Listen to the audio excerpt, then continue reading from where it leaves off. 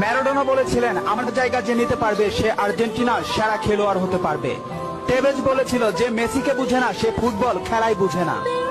ব্রাজিলের পেলে বলেছিল মেসিকে কখনোই খারাপ খেলতে দেখিনি, সে সব সময় একই ধারে খেলে আসছে। পেপ গার্দিওলা বলেছিলেন মেসিকে নিয়ে কিছু লিখবেন না, না লিখে ওকে শুধু দেখে যান, কেননা কোনো কোচ বা সিস্টেম তাকে আটকাতে পারে না।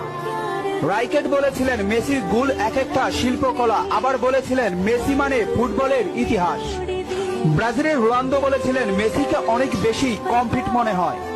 ফিকো বলেছিলেন মেসিকে দেখা মানে অর্গজমের পর অবিশ্বাস্য। জাভি বলেছিলেন মেসি অন্যদের থেকে কতটা এগিয়ে এটা যারা বুঝে না তারা অন্ধ। ইনিয়েস্তা বলেছিলেন মেসি যা পারে অন্যরা তা পারে না, বার্সেলোনা আর কখনোই আরেকটা মেসি পাবে না। ব্রাজিলের রোনালদিনহো বলেছিলেন আমি একবার বিশ্ব সেরা হয়েছিলাম কিন্তু তখনও বার্সার সেরা প্লেয়ার হতে পারিনি, কারণ তখন বার্সাতে